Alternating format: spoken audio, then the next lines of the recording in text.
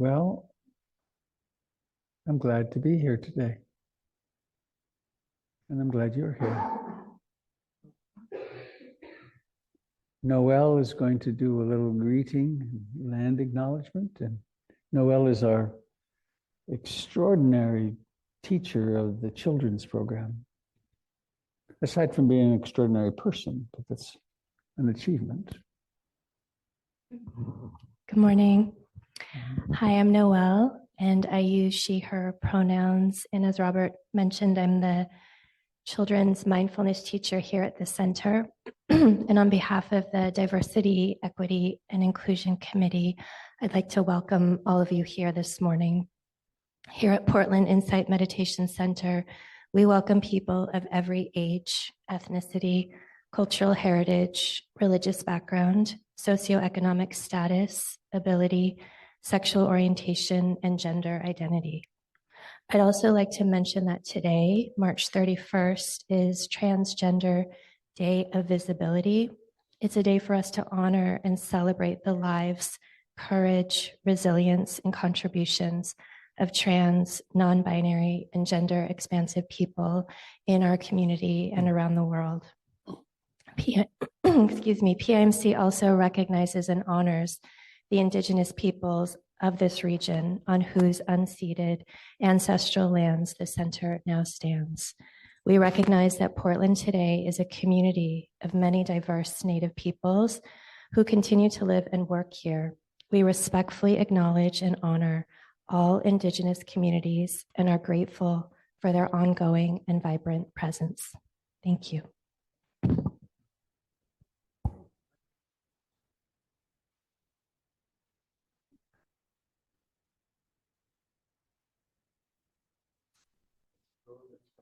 Please.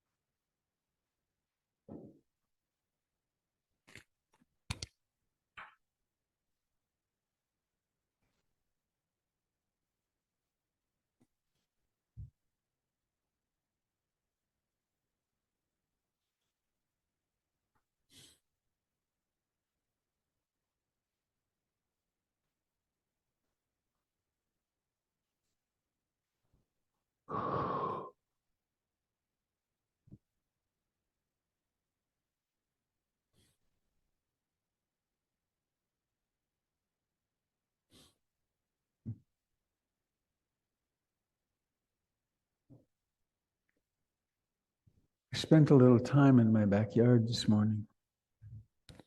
I have the incredible privilege of having a private backyard. I sat there for a while and I noticed it's not a maple. It looks a lot like a maple, but it suddenly exploded in the flowers. You know, the green flowers. There's thousands of them. And then the mind got pretty quiet and I looked over at the Douglas fir tree and there's tens of thousands of male cones. All of a sudden. And then the geese came by. Yesterday I saw a flock of maybe 300 or 400 geese come over the house. Whenever I see geese, I think of my father, who would run outside and say, "The honkers are here, the honkers are here." So I want to share this poem with you. Find it again. There it is.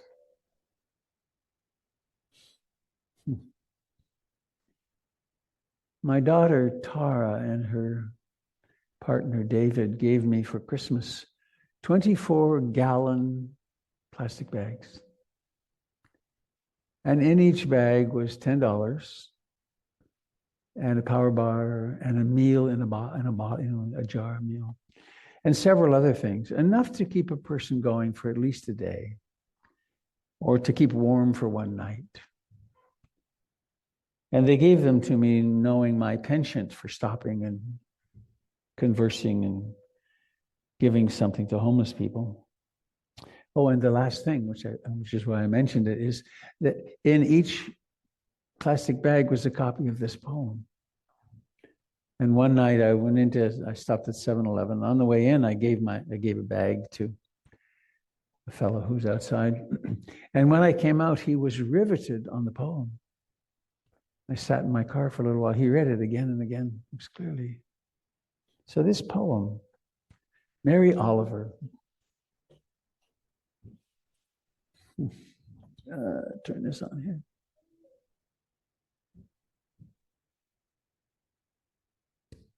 Here we are.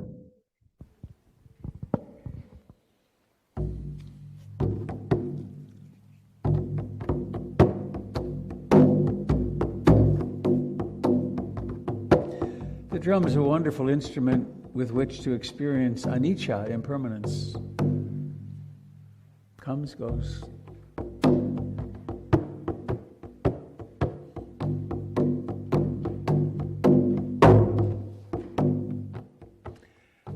You do not have to be good.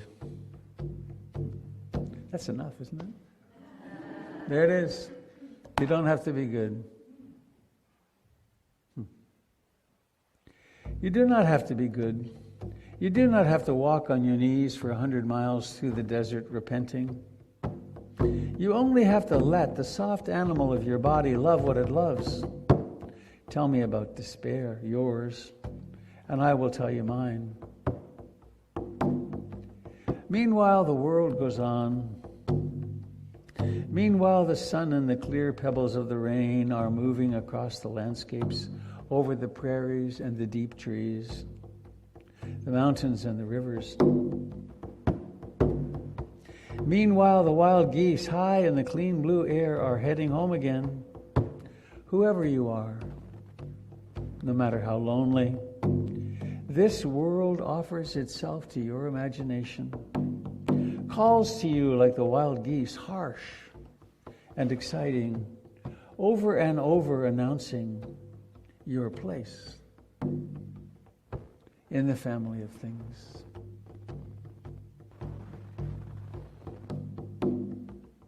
You do not have to be good.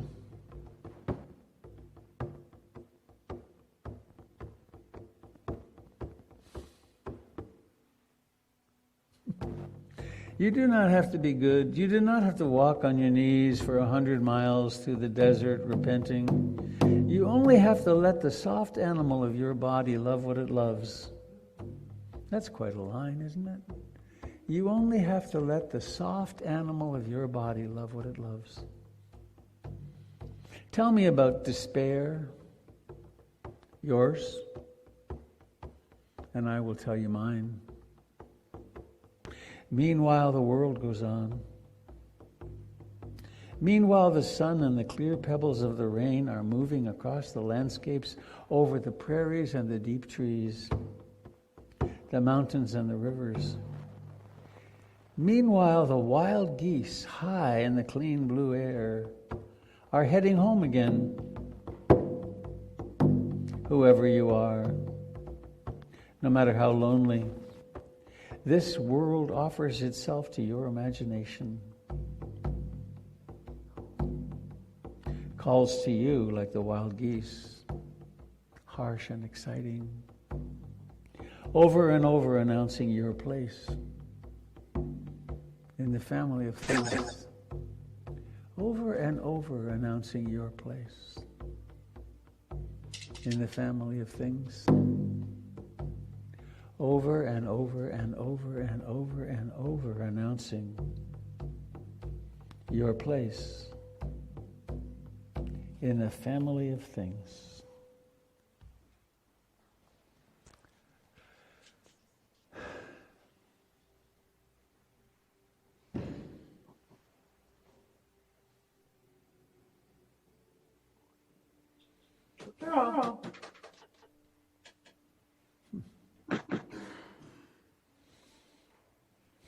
So, my friends, here we are.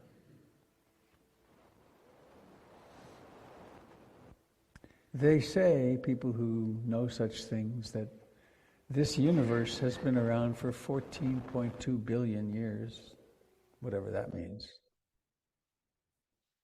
And you were born how many nanoseconds ago? And you will disappear how soon?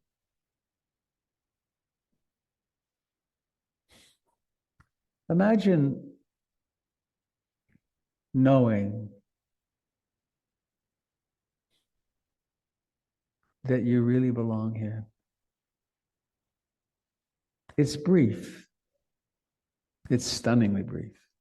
But that you're welcome, no matter what happened in your childhood, no matter how you've been conditioned, no matter how much fear you have, no matter how lonely you are, you really belong here. This is your lifetime.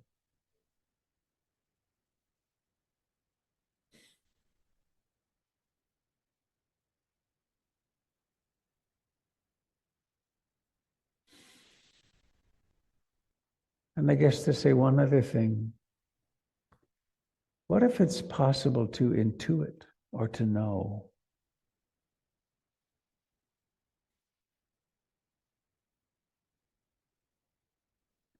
that this lifetime isn't the whole enchilada?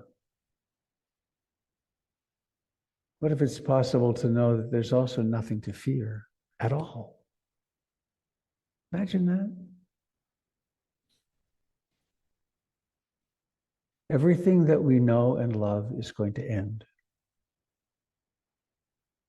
Our lives, our professions, our children, our country, the planet. Nothing here is permanent.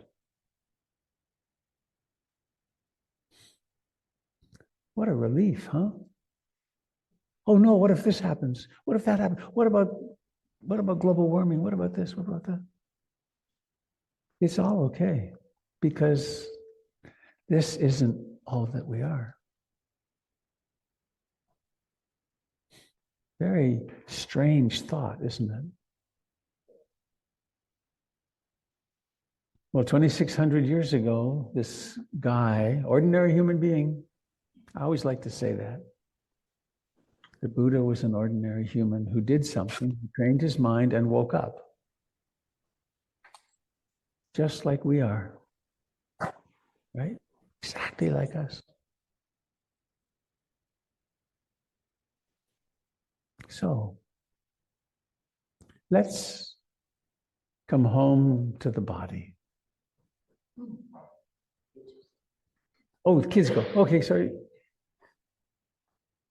Let's give a round of silent applause for the kids and Noel and yay! Yay, kids. Do I have booming in this? Is it too loud? Thank you.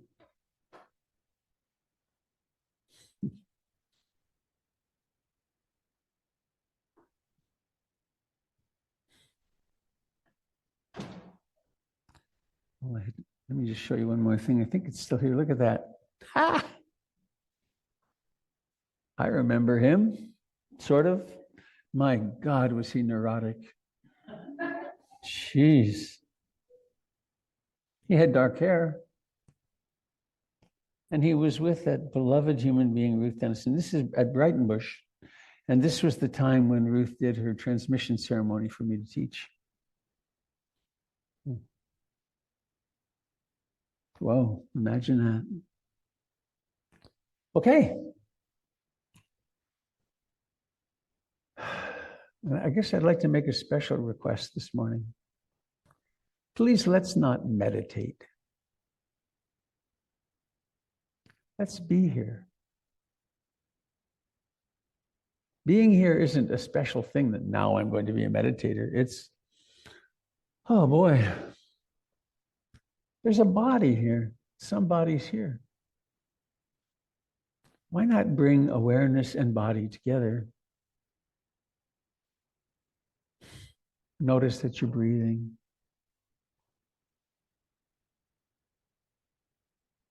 Such an incredible thing, breathing.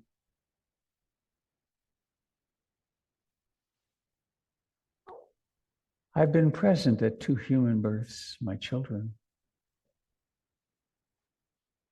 And that first gasping breath is a sight to behold, and everyone has a great sigh of relief. But it happened for you, this, and then you cry. It's just part of the game, necessary. So however you do it, please bring awareness into the actual breathing of your body.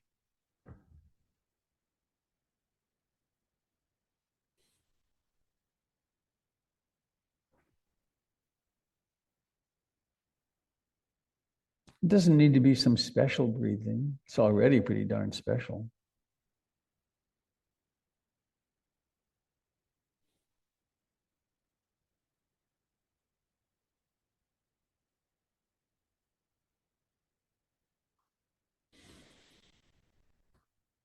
Each breath has a beginning. It has a rising to fullness, a decline, and then a disappearance.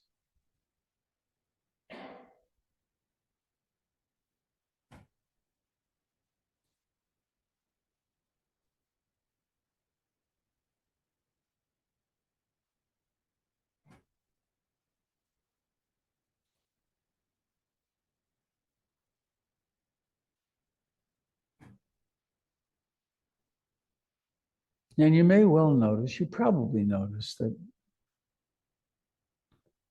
it's not so easy to stay with the breath.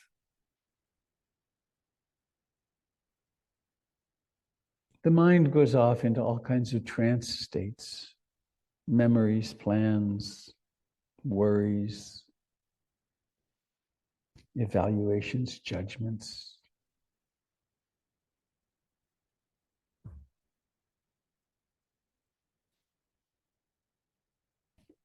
Let's not make the wandering mind into an enemy, however.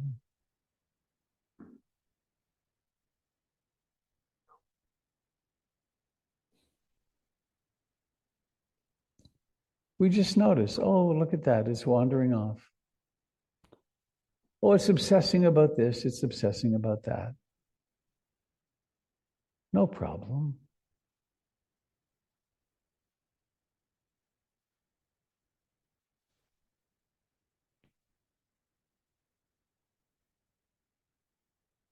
Because it's so natural then to come home to breathing.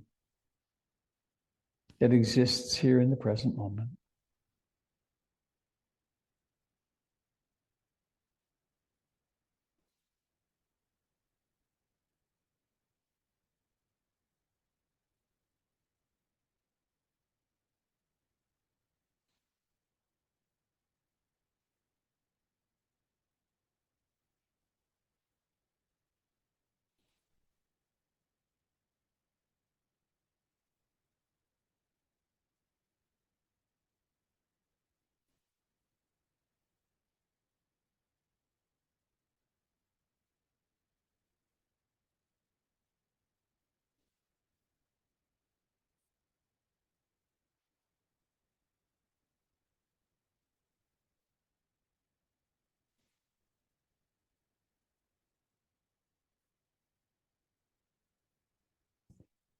And quite mysteriously, the breath just keeps breathing.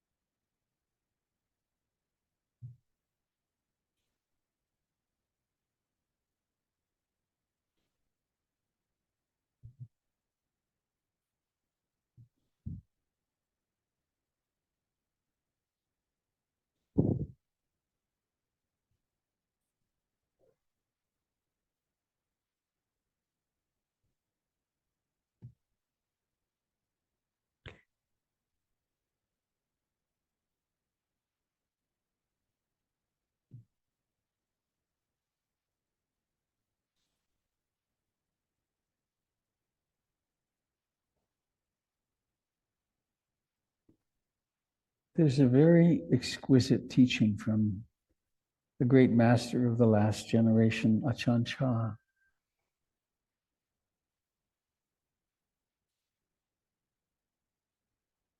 Anytime you want to bring your practice into perfect balance, when you're wondering, what should I do? Am I doing it right? How come it's so difficult? Or simply remember, this moment is like this.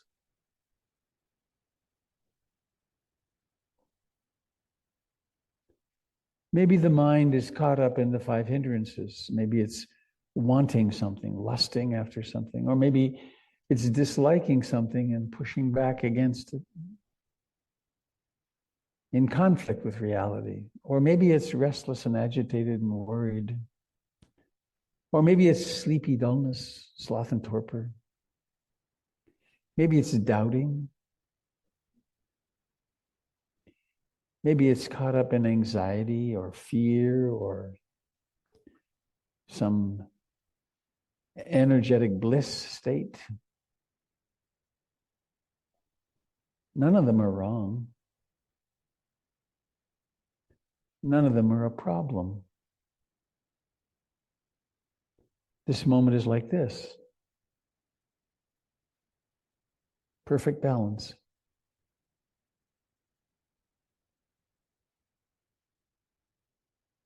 And so we sit and we can use the breath at the chest and abdomen, or maybe at the nostrils as a home base.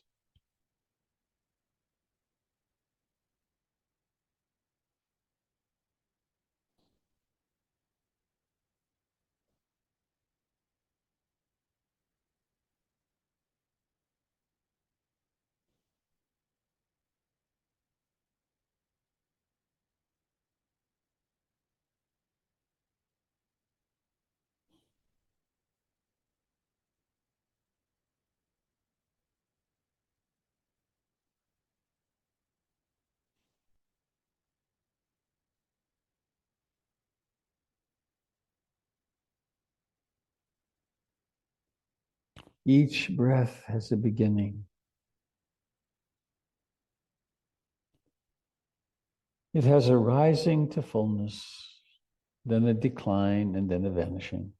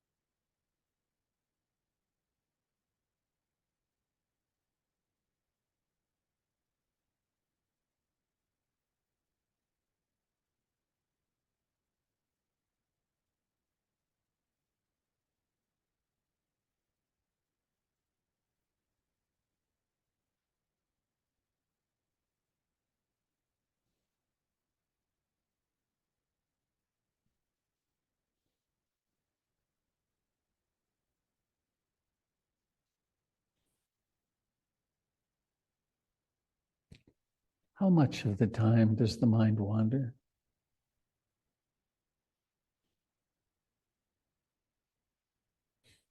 Is it mostly wandering?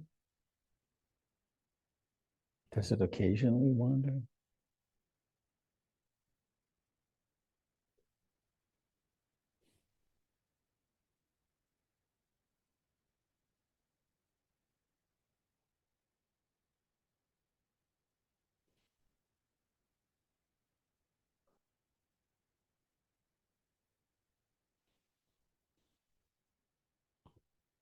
How intimately does awareness embrace the sensations of breathing?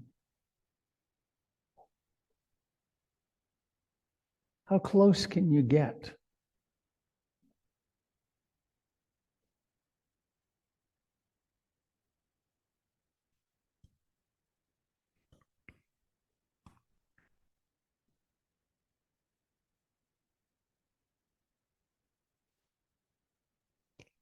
Is it possible to stay with a breath from its earliest intimations of birth, all the way through the fullness, and then the decline, and then the vanishing?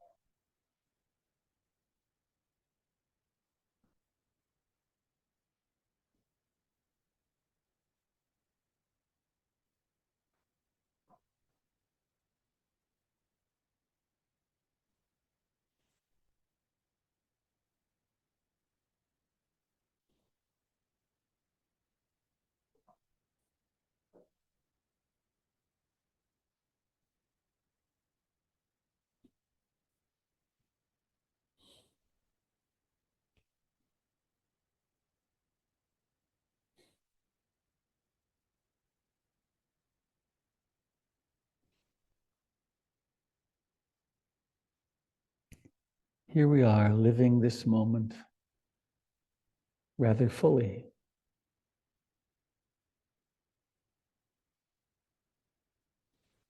Not particularly trying to get somewhere or something, but breathing in and out. resting here, being the living earth as we are.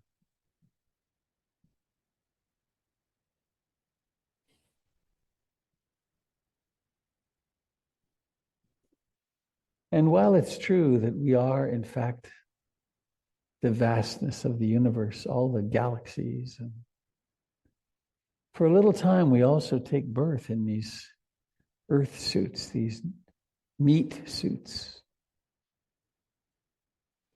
And it's pretty darn hard being a human, even in the best of times.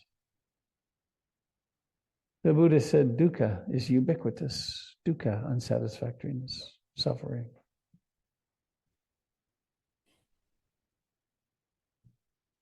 So it also makes sense to acknowledge our experience of separate birth. And actually to practice, to become more and more compassionate and loving for ourselves to begin with. Are you ever hard on yourself? Some of us are really tough on ourselves.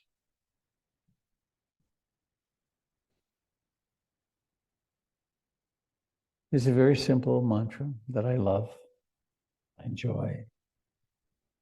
It's, I love you with your name at the end. I love you. I'm here for you.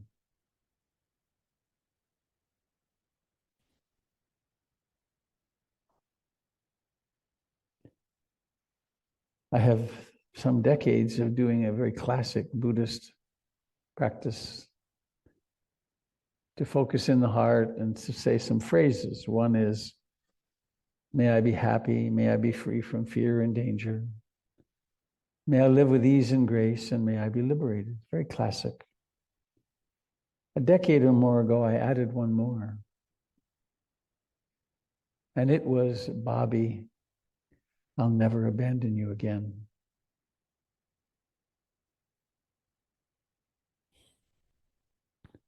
What would your phrase be? What did you want to hear when you're 2 and 4 and 5 and 9 and 15 and when some tragedy had occurred? What is it you really want to hear now? I'm here. I'll do my best to take care of you.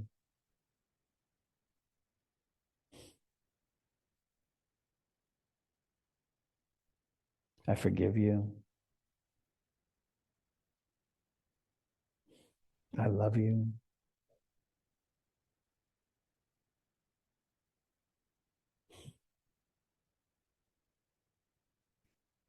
Some of us even have unworthiness to such a degree that saying such things seems absurd. That part of us also needs to be loved.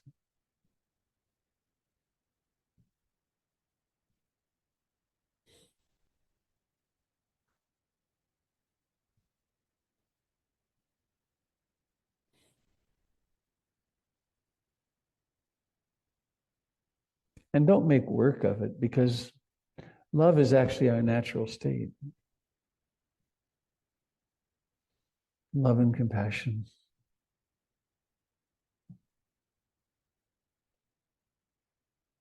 I love you with your name at the end.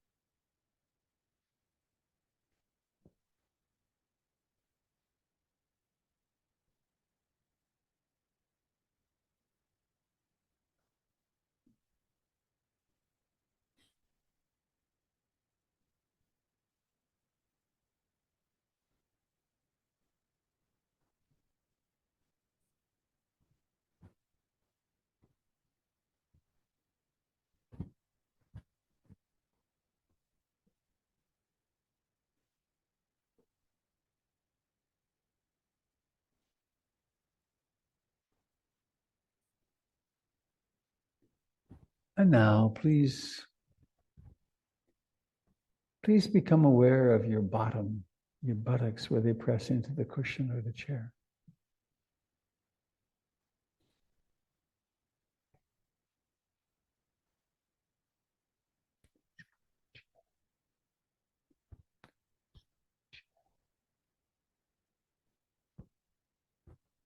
Notice the life in your back if you're leaning. Notice the number, the rich contact of your clothing with your body.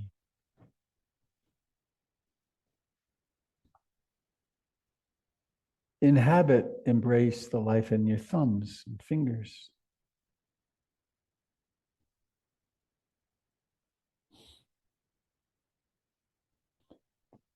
Notice the life in your throat.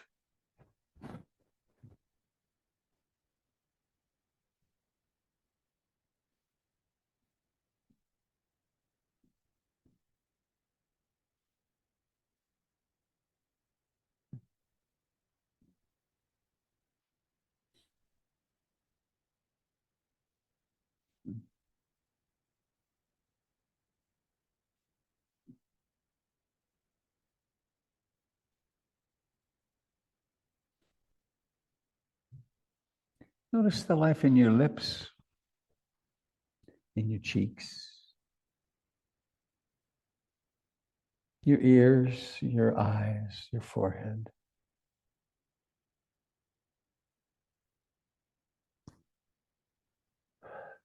And please notice how in the mind, there's a prompted intention now to open the eyes, which requires lifting the eyelids. And let that happen. Intend for that to happen. And then lift the eyelids. And see the mysterious thing that happens. Seeing occurs.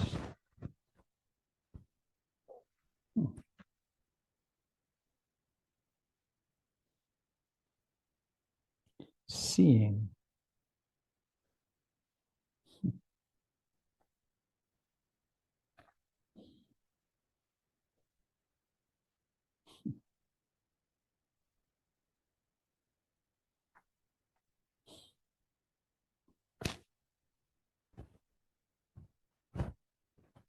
Seeing. How do you do that?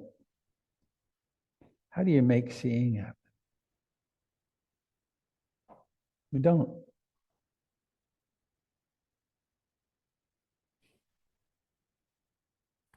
A consciousness inhabits a human body. It has 6 portholes it can look out of, in a way. One which is vision, another which is hearing, another which is scent, another which is taste, pretty similar there. Another which is the feeling body, and the other which is mind, at which all the mind objects occur. It's a strange way of talking. But as we meditate more and more deeply, it becomes clear that, in fact, there are these sensory capacities. Other species have very different sensory capacities. Right? Electric eels sense through electricity out into the world. God, how strange could that be? And some of our dogs, the dogs with the long noses, some of them have a sense of smell 10,000 times more acute than ours. Their vision isn't so good. But imagine that. Strange. So now that the eyes are open, I invite you, if you wish, to look around, to turn around and see each other. Be aware of seeing. Maybe hold a thought in mind, in the heart. It's like, may you be happy, or may you be free from sickness, or may your family life be peaceful. Something. So that when you make contact with someone's eyes, you can guess they're probably saying something nice to you.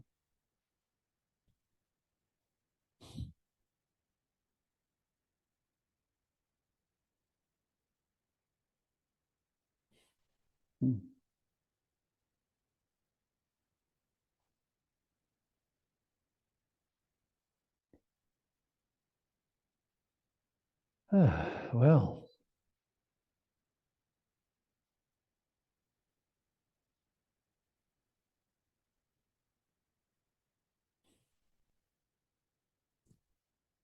I have a few announcements to make.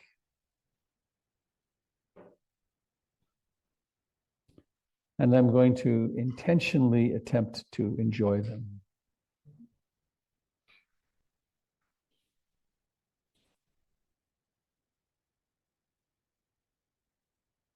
The first is we have several of our teachers here today. Dan, give us a wave, Dan. Dan, who will be here in this seat next week, giving a Dharma talk on effort, skillful effort. We're having conversations about it. It's fascinating. Fascinating. Jim Dalton, who's been here with me for 35 years or so. Candle, one of our esteemed teachers, the chair of the teachers committee. Paul. And he's not here because I think he's not feeling well, but my beloved friend Don McKeck, I was going to introduce him. He's in my office resting. Don, with whom I've taught in Canada now, we have taught at least 50 retreats together. He's been here for a few days. It's heavenly.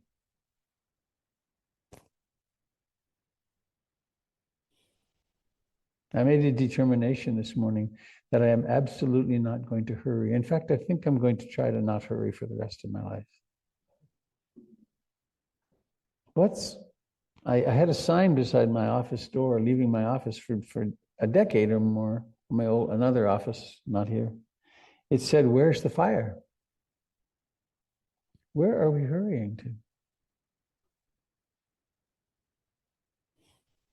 So I think I've got this set up to do this just very slickly here. This, and then this, and then this. And then I can just go like this. Whoop. There we are. Ooh, too many pictures on the screen though. Get rid of that. This meeting is being, okay, well, that's good enough. This is the PIMC website. It's a wonderful thing. Noelle's husband, Derek, did a wonderful rebuild of it, and also mine. And so it's really quite accessible now. Very nice to. We have this PIMC Sunday. This is the programs we have ongoing here. Early morning, 6:30, Trina. The Dharma Youth Program, the second and fourth. Candle, the first and third Sundays, Insight and Metta. The morning meditation, since the beginning of COVID, we've been meeting at 7:00. Oh, and, no, wrong audience. Jim's Monday night guest house. Trina on Tuesdays meets online. Doug's Heart of Freedom. I mean, this is a lot going on, isn't it? And then there's the Be Queer Now group on second and fourth Sundays, and peer-led meditation on Tuesdays. They've been going for, I don't know, I call it actually the old farts group, because it was all men, it's not anymore, but they've been going for, I don't know, 20 years? Larry Berry, Northeast Portland group, and then we have, well, that's it. So that was rather painless, wasn't it? And then if we go to classes, it'll zoom past a bunch. Invitation to Joy is ending this Wednesday. Qigong and Mindful Movement, Jim does periodically. Developing a Deep Intimacy with Our Experience. A retreat with Mary Stankiewicz, who's coming from LA. Long-term friend of mine. This happened already. Spring Equinox with Candle and her friend. Women's Restoration and Rejuvenation. Can people still join this? Starts again in May, okay. And this is gone. And this is Basics of Mindfulness. Starts April 1st, so that started. So there you have it. It's a lot, isn't it? Man. Here, how do I get rid of this?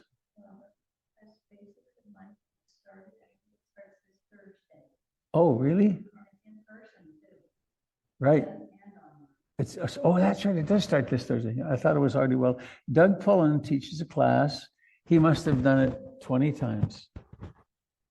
He always gets a good attendance, and it's the foundations of the insight meditation practice, and it's incredible.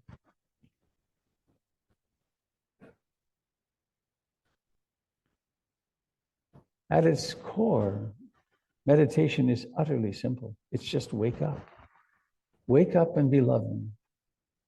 However, the Buddha and his colleagues over the years really figured out the nuts and bolts of how we can move to that state. And there's some very important things to learn. And Doug does a very fine, methodical, I think it's 6 sessions or 4 sessions. And you'll really, even if you've been practicing for quite some time, it's really worthwhile doing that class with Doug. And I have one last thing to say, which is 2 things. One is,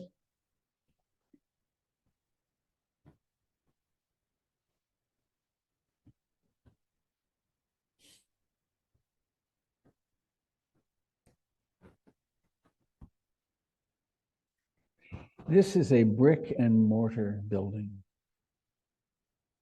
It's an old building. It tends to fall apart. It takes constant maintenance. There are a few staff. No one gets paid much, of course, but the place requires money to run.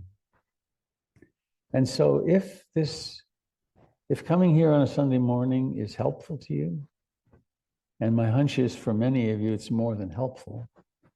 I've heard so many times over the years, someone's come up to me and said, PIMC saved my life. Right? People walk in the door and they're on the brink of suicide, or their marriage is blowing up, or whatever it is. They have a new difficult diagnosis. So I encourage you to support PIMC. Support it as much as maybe a latte or 2 a week. And the best way to do it is to go online and make a monthly pledge, set it up automatically, and then when you forget to come, or when you forget to make your donation, it happens. So that's enough. And the last thing is,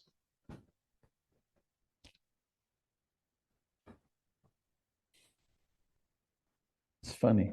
I feel, no, it doesn't matter how I feel. If you're planning to leave now and go off about your day, I suggest you don't. Because I'm going to say some things after Jim does his Qigong that might in fact change the rest of your life. Oh, it's just Robert talking. Actually, what this is a Dharma talk. And more people got enlightened listening to the Buddha talk than did sitting off in their meditation places. Because we humans have developed this capacity of communication where something happens mind to mind.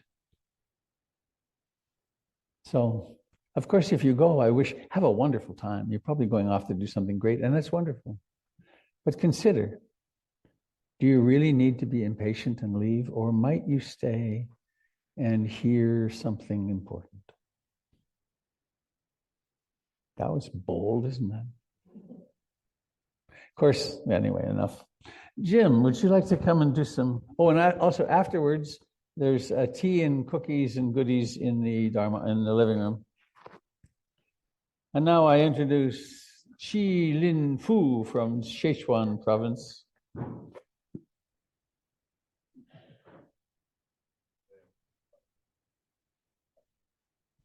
All right, what do you need me to move?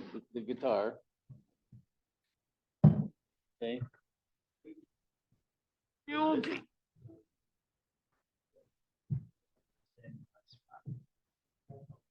Oh, it's on. That's what's making the ringing. Thanks. Another time.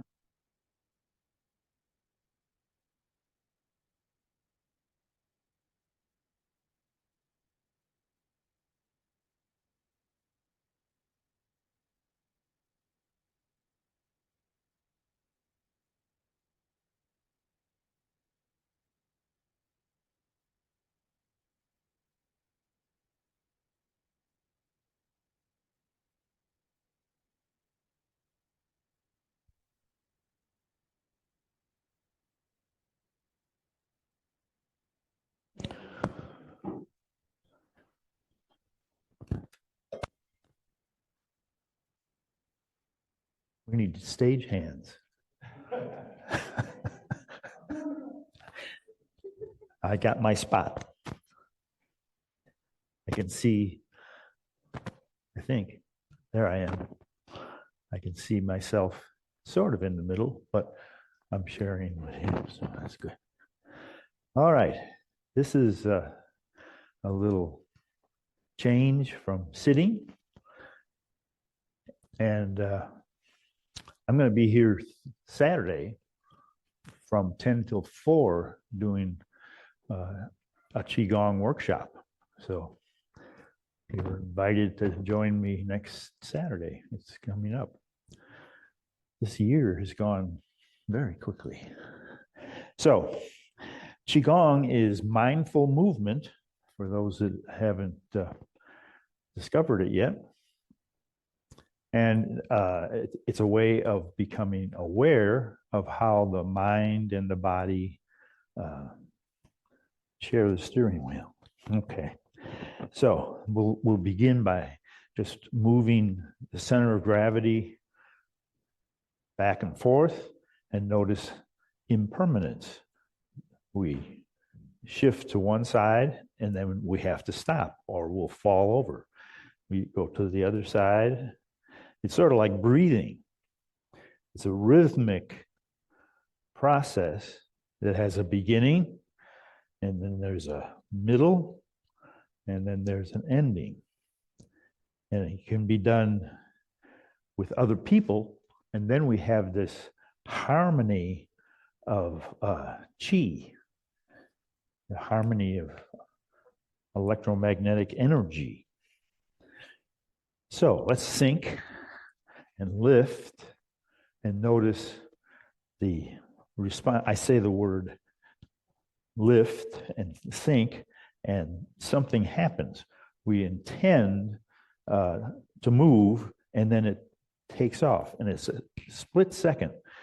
The whole nervous system responds, and when we do it together, lifting the arms, we can be conscious of the beginning and the end of the lift and the descent. So impermanence is all around. We're breathing in a rhythm. We're moving our arms and legs in a rhythm.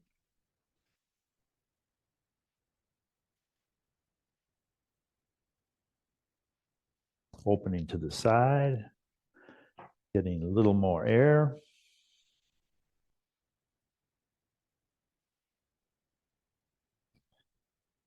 And Robert talked about the sense of touch, the touch of fabric on the skin.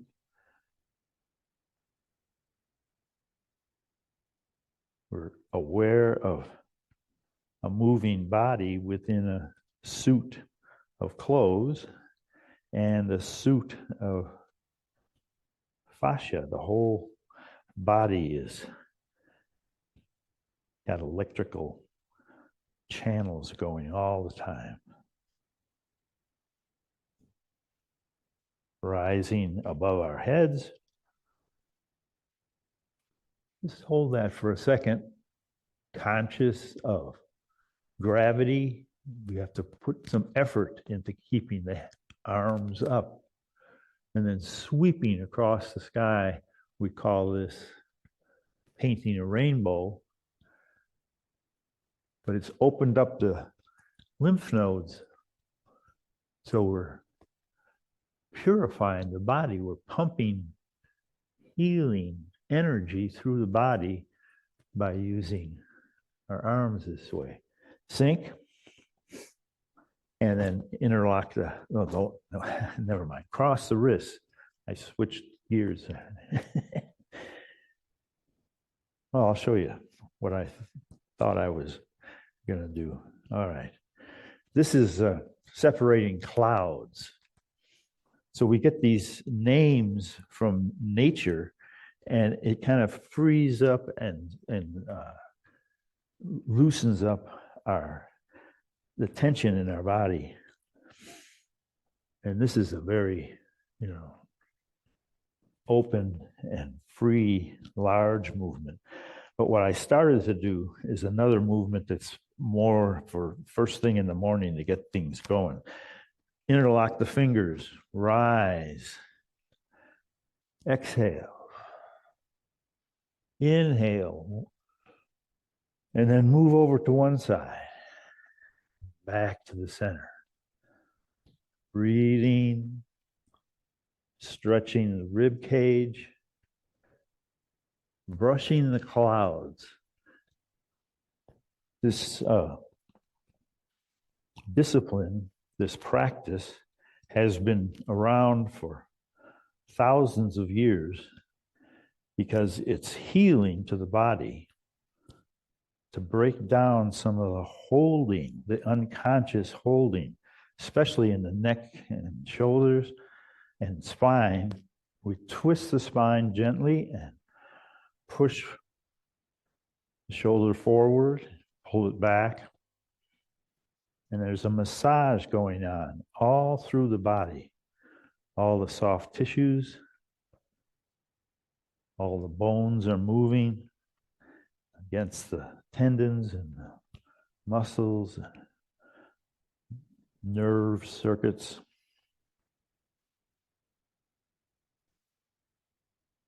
And then sinking and rolling the shoulders. Again, the lymph system is activated by sinking and opening the arms. There's no heart in the lymph system. We are the motivating force. We have to get out and move to stir up the lymph all through the body. Let's lift the heel and reach, and then we let loose, and there's an ending to that. Lift the other heel and reach, and then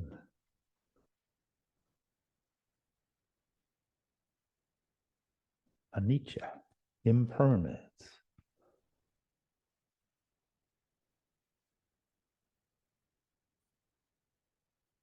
And there's feelings. Some of them are pleasant. I hope most of them are.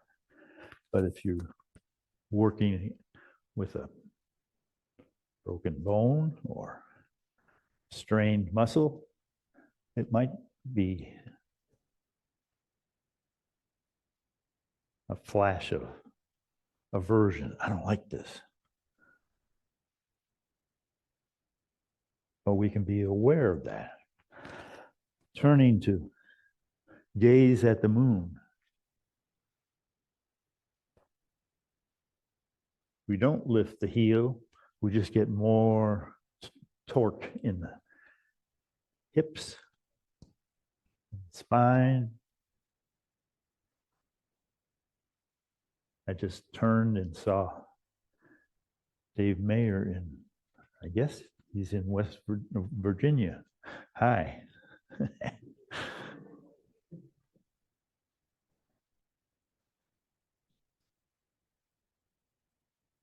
Push across. Feel how one leg relaxes while the other leg engages. And the other, they know what each other is doing. And it's balanced. It's an inner wisdom of the body. So let's sink, rise up.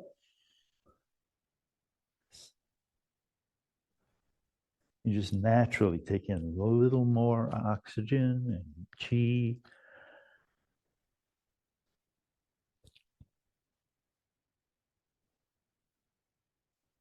So we're going to do some of this like for on Saturday with interspersed periods of listening to Mary Oliver and discussing the Dharma and silently sitting. So we'll rotate those 3-4 activities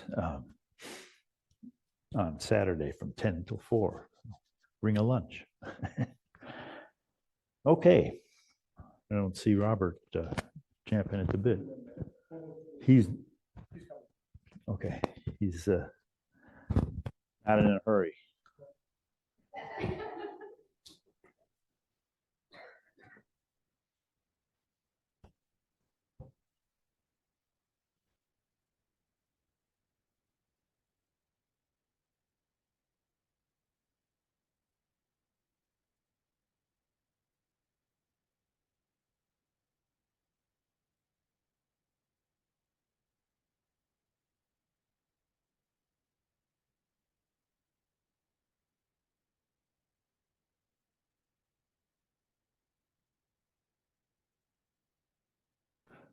I just wanted to take a moment to introduce Don McEachern, who is my true brother in this lifetime. And I mentioned before, we've been teaching together for a long time in Canada.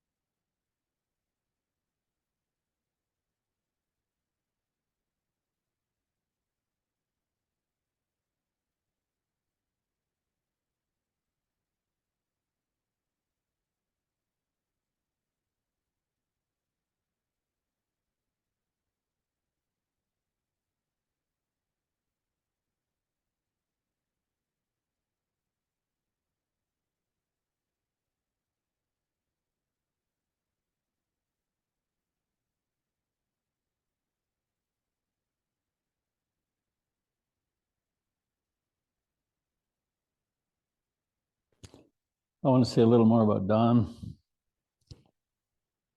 Don lives a very quiet life. He lives on a little island between Vancouver Island and the mainland. He and his lovely wife, Betsy, in the house they built. Ringing again. I think ringing, well, maybe it's okay. And so he lives a kind of hermetic life. Even Campbell River, where the main city there is very small. I took him from the plane to Costco.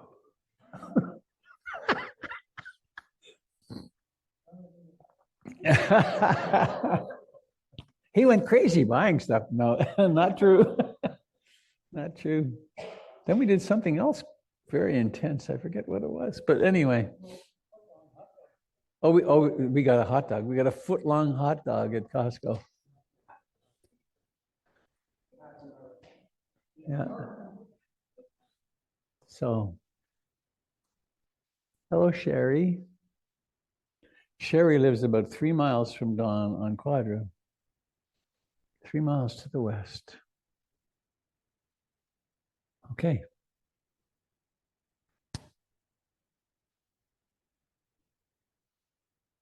Hi.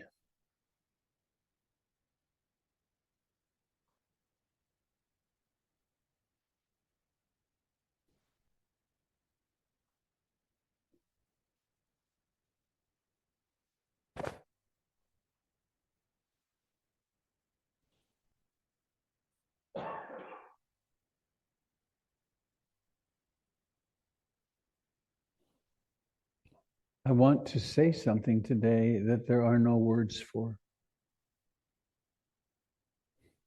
which is true of the Dharma, actually.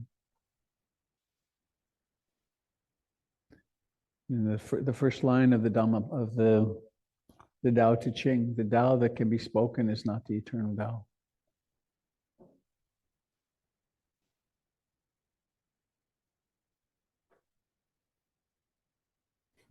Maybe I should just be quiet.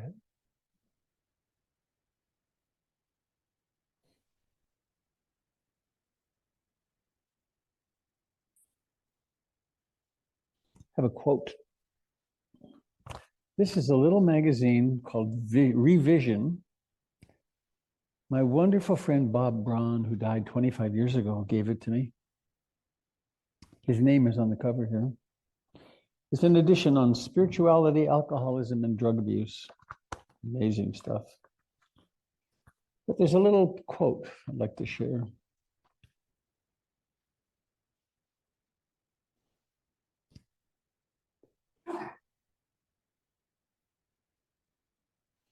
The experiences of alcoholics and addicts for whom the profound crisis of hitting bottom often marks a turning point belong to this category. As mentioned earlier, there are strong indications that a deep craving for transcendence is the unrecognized motive behind the need for alcohol and drugs. It seems only logical that access to true spiritual feelings mediated by the ego death can help the addicted person stay clean and sober. In contrast, the state of intoxication by alcohol or narcotics induces a caricature of the transcendental state and a reduction of emotional pain that bears sufficient superficial similarity to the mystical state to deceive the user. The alcoholic is a person on a spiritual quest who got the wrong address. Direct experience of the spiritual dimensions of existence is elemental, vital, and immediate. It is absolutely necessary and critical to distinguish experiential mysticism from religious belief. Brother David Stendhal Rast offers a very powerful image illustrating the relationship between the two. He likens the original visionary experience that is the cradle of all great religions to the magma of an exploding volcano, and the fundamentalism, dogmatism, moralism, and ritualism characterizing mainstream religious practice to the encrusted lava that has lost its original fire. Dogmas, rituals, and moral precepts of a religion have little value unless they refer to the possibility of direct personal experience of the members, show the way to it, and can be verified and validated through it. It is possible to have a powerful and influential church organization that completely lacks any true spiritual element and concerns itself with power, money, hierarchies, and social, political, and moral control. It is even possible to have a religion that seriously interferes with genuine spiritual quest. A good friend of mine, Walter Houston Clark, a retired professor of religion and author of a well-known text on the psychology of religion, had a profound mystical experience after having taught religion for several decades in a university setting. These experiences gave him profound insights into the subject matter that he had studied for many years without true understanding.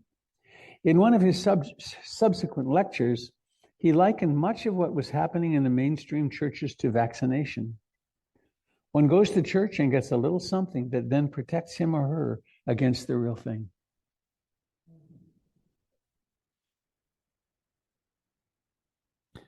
One more paragraph.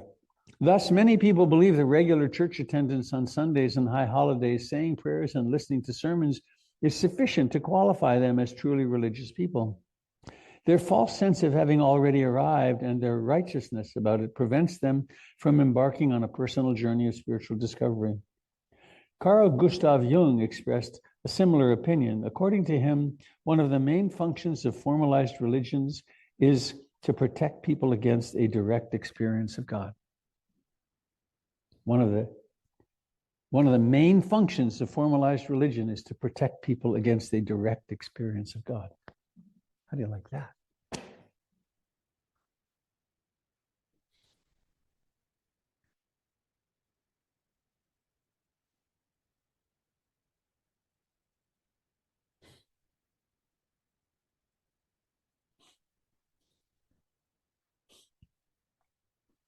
It's Easter. On at least 10 or 15 occasions in the past, I've given a Dharma talk on Easter. And I'm going to give a brief one today. I was Catholic by birth or in childhood. It was pretty grim. I left Catholic schools in grade 5 because I was being physically abused by the Christian brothers. And I was being abused because my father managed a company that sold 2 things that they disapproved of mightily.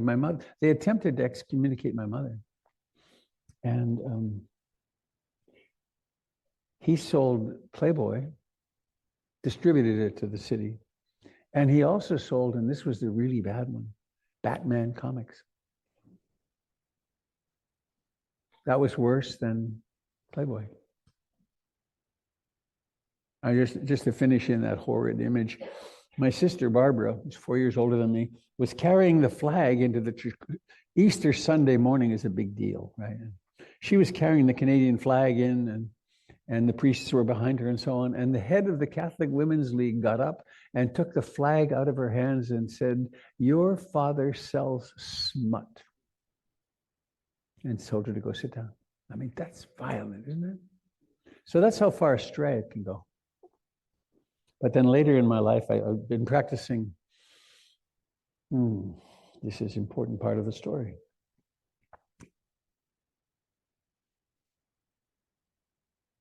Now or after? Do it now. I've been practicing Buddhism for 10 or 12 years. And I was invited to go on a Zen Catholic session, 10 days, with 2 amazing men. One was Robert Aitken Roshi, the oldest American Zen master, now long deceased. And Father Bernard McVeigh, who was the abbot of the Trappist monastery out in Lafayette here. Father Bernard had discovered meditation, Zen, and the Trappists get up at 4 o'clock in the morning. They go to bed early. And 5 times a day, they gather in the church and they sing Gregorian chant. They sing the praises of God. That's their central practice. And he was sitting, he'd get up at 3 and sit zazen for an hour before his Trappist practices. And he'd sit with 2 other monks in the evening before he went to bed for another hour. So 2 hours a day he did Zen, and the rest of the time he was a Trappist. Well, I did this retreat with them in the Mary Knoll Sisters, in the Mary Knoll Sisters, is it gone? I don't know.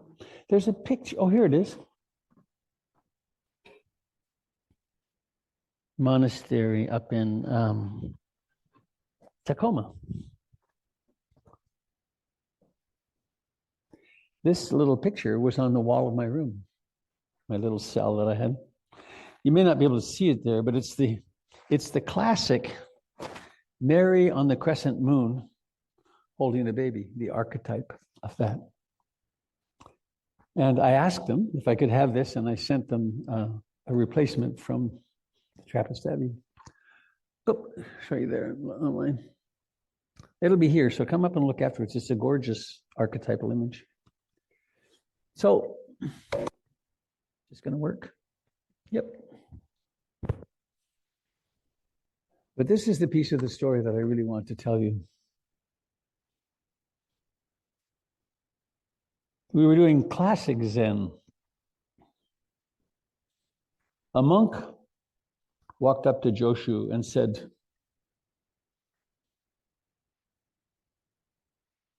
"Does a dog have Buddha nature?" Joshu replied, Moo. Take moo into your belly. Let moo become like a white hot molten ball in your stomach. What is moo? Go on, practice. And so for, I don't know, 9 hours a day, we'd be sitting there, and it wasn't mindfulness of breathing. It was like, what's moo? Moo, moo, moo, moo. And then once a day, you'd go in and see the Roshi, and you would tell him where you'd gotten to with it. And one day I went in, and I was so calm. I said, moo is in breathing and out breathing. And he rang his little bell, which means we're done, and said, 50%. However, more importantly, we had readings from the Catholic mystics 5 times a day. Who knew there were Catholic mystics? Henri de Caussade and Saint Teresa of Avila, and lots of Catholics have awakened. And then at 5 o'clock, we had Mass. So we'd go in, and Bernard would do the Catholic Mass. Much I could tell you about that, but there isn't time. Anyway, I walked into the church, and I looked up at the front, and there was the Jesus on the cross of my childhood. Same production line, with the stab wound and the crown of thorns, and it was the same guy. And I looked at it, and I fell to my knees sobbing. And it was the healing of the wound that had occurred because of the poor teaching I had. One of the things Bernard told me was, you have to forgive Father Bernard, who was not Father Bernard, Father Durnan, who was the Irish priest of my childhood, who when one went to confession, from the other side there came this cloud of alcohol breath. He said, you have to forgive him, because he had a grade 2 spiritual education. He was trained to be a parish priest, which is run the business of the church. But what about falling to my knees sobbing? Why would that happen? And it's because I understood the meaning of the cross. And it's very simple. It's dukkha, unsatisfactoriness. Take on a human birth, and you climb on the cross. Because the only way out of here is death. How about that?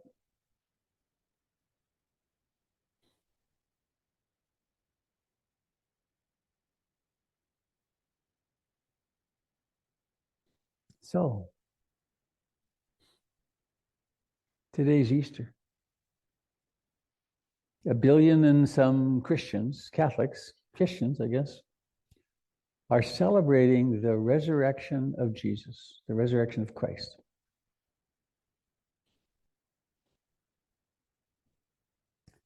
It's a pretty strange story.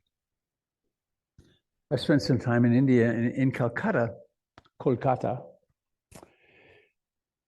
There are street vendors who have pictures, some of them high quality, some not, but I forget how many incarnations of Vishnu there have been. I think it's 28 or something.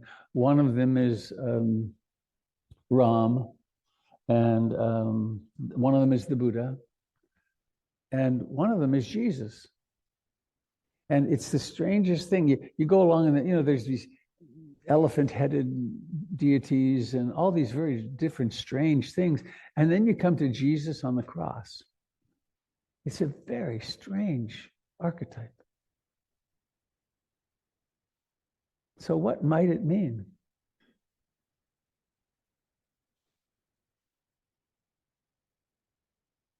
And this is what came to me. Whoops. There's the story of this guy, Siddhartha, depicted here as the Buddha, who was going about his life as a very wealthy prince. And when he was born, the soothsayers told his father, the king, well, we have a bit of a problem here because he will have one of two destinies. Either he will become a world ruler, or he will become a world teacher. Now, the father, of course, wanted his son to take over the business. And so he decided to do something. Of course, this is mythology, so it's not objectively true. It's speaking about what happens inside us. It's a map of the inner life. And so the father decided, well, what would make him into a world teacher? Well, he would run into suffering. And so they decided that they would avoid, this boy would experience no suffering. No measles, no skin knees. He would never see sickness. And they had 3 palaces for different times of the year. And he was then out when he was in his 20s. He was riding in his chariot with his martial arts teacher, a man named Chana. And the Hindu gods, it's a colorful story. The Hindu gods really wanted a world teacher because they were waiting for him to teach them the Dharma. And so they decided they would send some messengers. And so they sent a sick person sitting by the side of the road. Maybe it was, have you ever been to the ICU? Have you been in the ICU yourself? I have. Have you been and seen someone maybe on a ventilator and all the tubes and the lights and the number, sickness? Pausing. 2 weeks ago, I was in Mexico. Jennifer and I got a nice vacation, rented an Airbnb in a little town called Sayulita. She went down the first day, I went down the second, and we were sick the whole time, quite sick. So sick that we had to plan ahead to change the sheets on the bed. It's like, I did a countdown. It's like 3, 2, 1, let's get up. And got up and we managed to get the sheet off. And the what do they call it? The bottom sheet. I hate bottom sheets. They're getting that last corner on. We couldn't even do it. I never did it. When we left, it was still off. Sickness. So anyway, he's out in his chariot, and they come across this sick person, and Siddhartha says, "What's that?" And Shana says, "Well, that's a sick person. But your father said we're not going to." But Siddhartha got off the chariot and went and looked at, could this happen to you? Could this happen to me? Could this happen to my wife? Could this happen to my child? Why, yes, right? It's normal. This was distressing to him. Then came, a few days later, there was an old person, a very old person. When I tell this story, I always remember when my mother was in a nursing home for 6 years.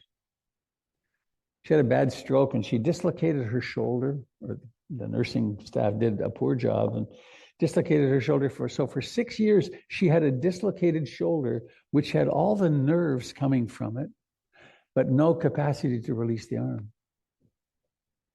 Pain. And while I was there, I often left at lunch because I couldn't take it.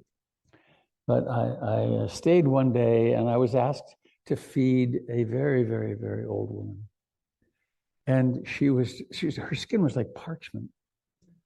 And so I would feed her. It was like feeding my granddaughter, but my granddaughter's much more vibrant. Anyway, I put the spoon in and she would close her mouth and she'd swallow. And the nurse came along and said, "Do you have any idea who you're feeding?" And I didn't. And she said, "This is so-and-so. She was the world's greatest dancer between the wars. She danced everywhere. She was Canada's great dancer." So he stopped, got down, and again, the same questions. Could this happen to me? Could this happen to you? Could this happen to Yashodhara? Could this happen to my son, Rahula? Yes. And then there's one more. You can guess what it is. A corpse. What the hell is this, right? And then there's a fourth heavenly messenger, which is of quite a different sort, which was a person who had renounced the world, a mendicant, who had a little smile on his face, and he was out doing his alms round. And Siddhartha said, what's that? He said, well, he's a person who has renounced the world and is finding his way to the end of suffering. He's on a spiritual quest. Well, this planted some ideas, and before long, he went off on his quest. And it took him 7 years of doing some very intense practices, including starving himself almost to death, because he thought, maybe if I don't nourish this body at all, maybe I'll stop being attached to it. He almost died. The story goes that he got in the river and he couldn't get out. The river Naranjana, which runs right through Bodh Gaya. When I was there, it was a dusty riverbed, but it is a river for part of the year. He was then nursed to health by a young woman named Sujata, who, this is a lovely image, she fed him milk rice. It's like a traditional Indian dessert. And it was the milk of 100 cows fed to 5 cows, fed to 1 cow, and that cow then produced just enough milk to make this rice pudding. Now this, enter the feminine, right? He's doing this very masculine, I'm going to fight my way out of here, and she gives him some food. And then he has a remembrance from childhood, and the story gets very colorful and so on. I highly recommend. If you look up on YouTube, I've got a couple of versions of this with my drum. They're about 45 minutes. Anyway, he wakes up. Don't let me go quite so fast. He goes and he sits under the Bodhi tree and says, I'm going to sit here till I wake up. I'm going to sit here till I die, if I need to. And something happens, and Siddhartha disappears, not physically, but the identity Siddhartha becomes irrelevant, and who's there is the Buddha. And what does the Buddha mean? After his awakening, he stayed there for 7 weeks, gathering the information. What happened there? And then he looked around the world, quote, with his celestial eye and found the 5 guys he'd been practicing with him. The 5 guys he'd been practicing with abandoned him when he started eating again. You know, he's gone back to women and food. So anyway, he saw them at a distance, about a 10 days walk away. And these are all pilgrimage spots in India. And he went and he found them. And at first they didn't want to listen to him. And then they did. And he gave them the talk that is memorialized in that colorful cloth thing back there. It's called the Dhammacakkappavattana Sutta, which means the putting in motion the wheel of the Dharma. But now back to my point.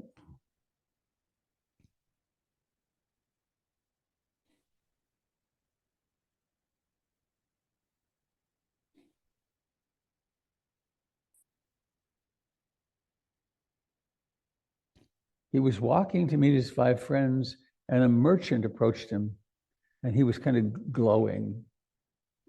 And the merchant said, what are you? Are you some kind of a god? And he said, no, I'm awake. And that's what Buddha means, I'm awake.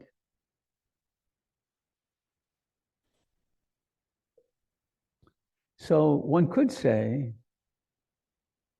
that Siddhartha died under the tree. Remind you of any other story? Jesus died on the cross. And there's the whole amazing story, right? He died and they buried him. Incidentally,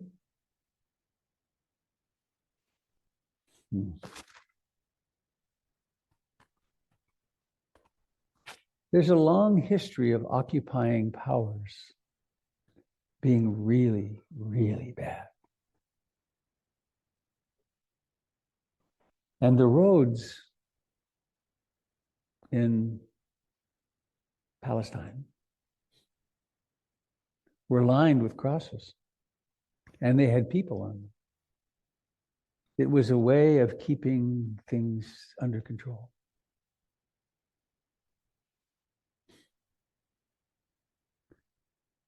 So the notion of Jesus being crucified was just, he was put to death in the way so many thousands of people were. And then the story goes, he was buried and everyone's grieving. And then the Marys come back on Sunday morning and the stone is rolled aside and he's gone.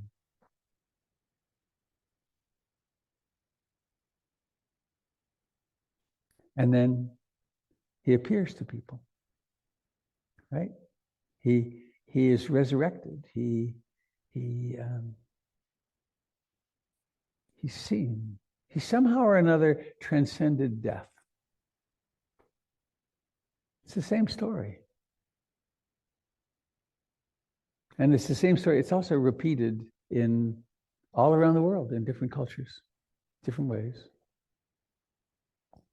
So what's that about? And what's it got to do with us? I guess it's even more important. I'm going to set my clock so I can see it.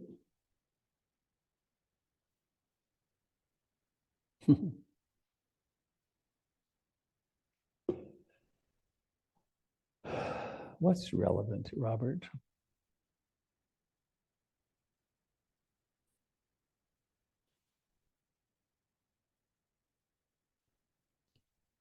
There's lots of reasons to meditate.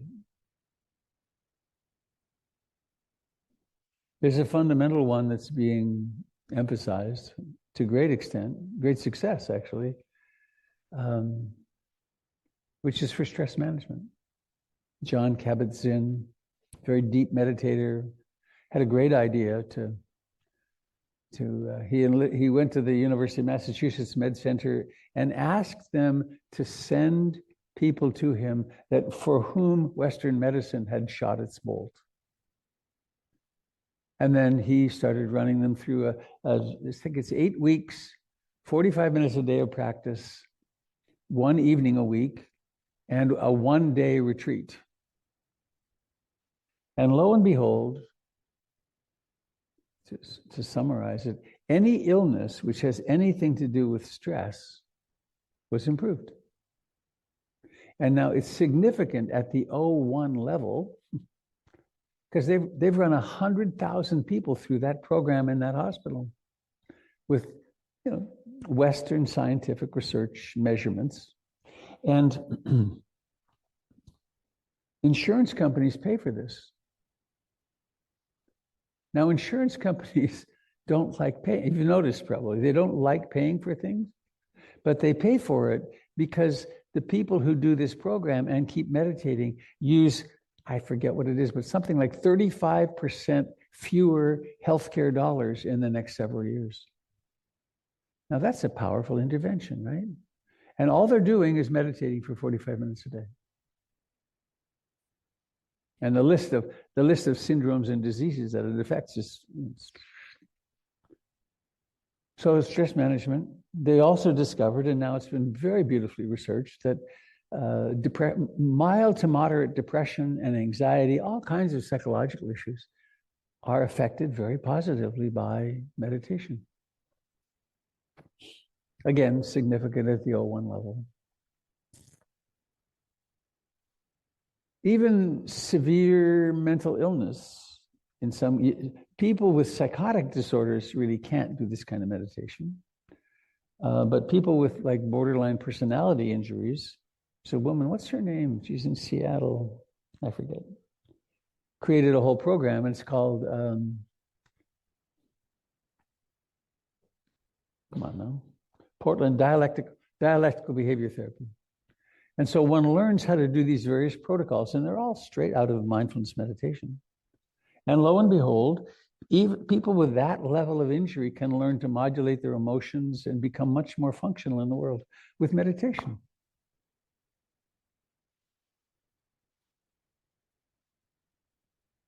And then What about this issue of birth, sickness, old age, decay, and death?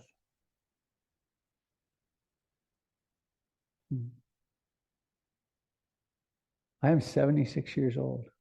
How the hell did that happen so fast? Just a few years ago, well, a year ago, I was watching TV or on the news, something. And there was a story of a person I knew, a famous person, who died, and they were 82. And my usual reaction happened, which is, well, they were old, it's all right. And then I thought, shit. In this hall, 6 years ago now, my wife and daughter created a surprise birthday party for me for my 7th birthday. There were 150 people. My sister came. People flew in from the East Coast. It blew my mind. Actually, it's very unsatisfying, however, to have such a thing, because you get 30 seconds with each person, which really, it's painful. Anyway, then this was just before my 75th birthday, and I thought, what? Wait a second. My 70th birthday was yesterday, and now I'm 75, and he died at 82? So,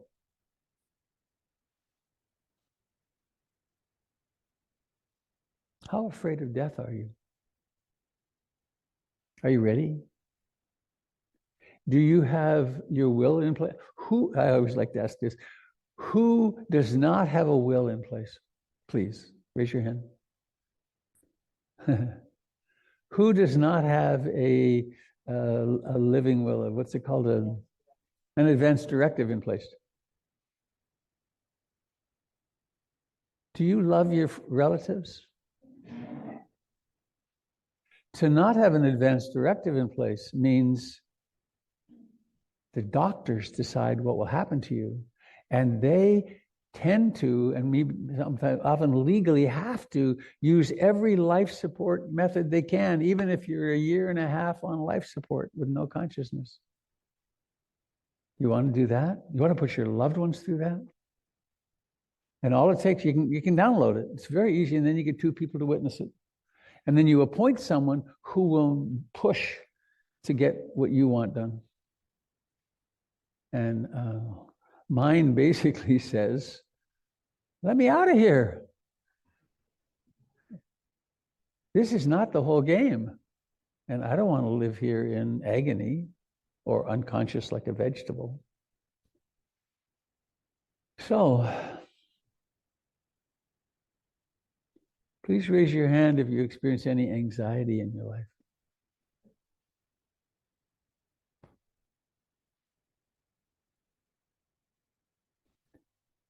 It's said, and I believe it to be true, I experience it to be true, that almost every anxiety goes right back to the fear of death or the fear of loss, which is the same thing. What if my child dies? It's funny. It's kind of funny now. Funny, weird. Back when I had young children, I couldn't say what I just said. Now that I have grown-up children that I'm not responsible for, and things have really changed, and it's possible for me to say that, but most people with children, when I try to mention, I talk to my son who has 2 and another one coming. When I mention, I'm doing a workshop on death, he said, oh, Dad, don't. He doesn't want to hear about death. He's so frightened that something's going to happen to one of those boys, and it really could. So what if we were to meditate deeply, and we were to take to heart the teachings from the Buddha about anicca, dukkha, and anatta, the primary characteristics of every single experience in our lives. The first one is nothing lasts. And nothing lasts doesn't just mean some things, it means everything. And it also means that nothing actually exists because it's always changing.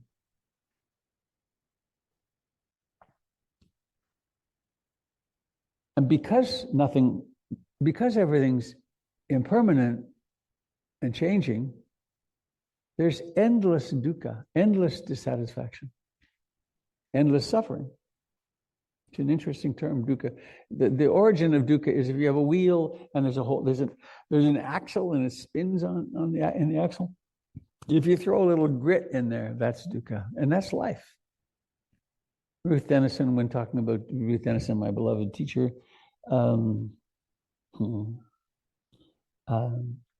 always said there's always a leak in the canoe. Always. There's always something wrong. God, we went to Mexico for this great vacation and it really sucked. And not only did it suck that we were sick, but of course that provoked all the difficulties in the relationship. And so one is lying in bed in an Airbnb, not liking the person who's lying on the other side of the bed. That's hard. Not liking is a bit weak. Oh dear. So anicca is everywhere all the time, right? I guess I'm not going to play the guitar today, but where is it? It's gone. Just listen to this.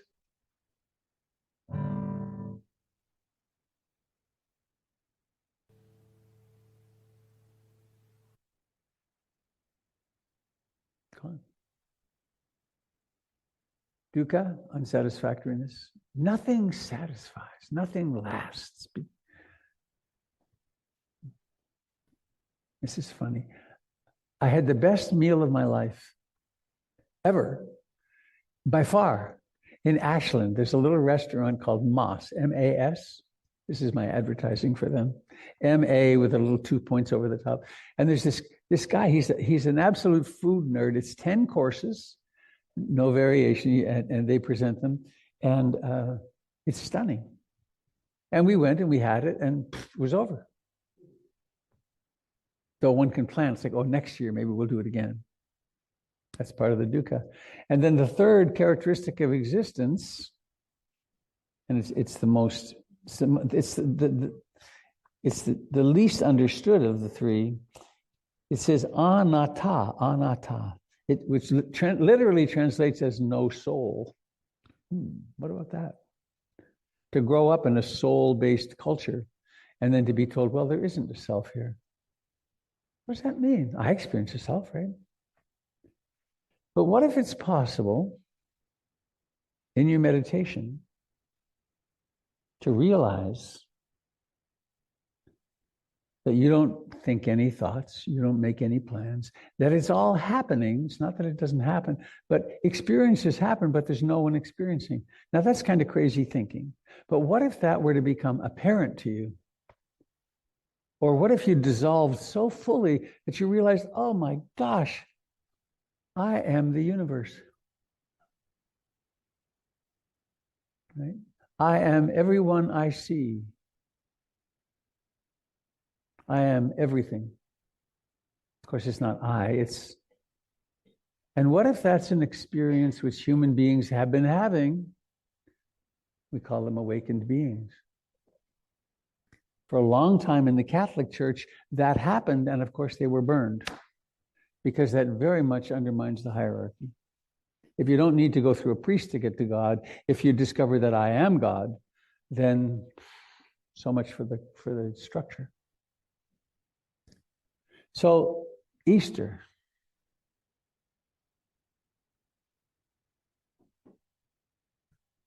The Buddha. What if it's really possible?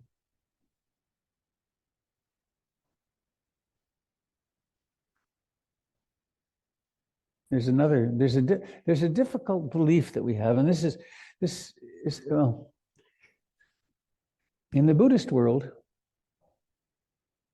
there are some things we can do to prepare ourselves for waking up. And among them are regular practice and retreats. But we also get the idea that, oh, I'm going to have to practice for years before I wake up. Why not,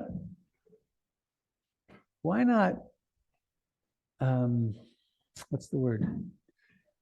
Entertain the belief that maybe when you get in your car this afternoon and are driving home, that you could wake up You could just be here, present. I'll be right with you, kids. I forgot. Why not? Why not entertain the possibility that you can be mindful while taking the shower, and that might be where you wake up? Maybe for just a moment, but to be here. It's just about being here. It's not some highfalutin something. It's just being present. And in that presence, all that's left is love. Love and compassion, because we can't see each other, because when we can see each other toiling and suffering about impermanence, it's like, oh my, how can I help? But the main thing is to help ourselves. All right, thank you for listening. I am going to come and be with the kids. Thank you, friends out on Zoom, for listening.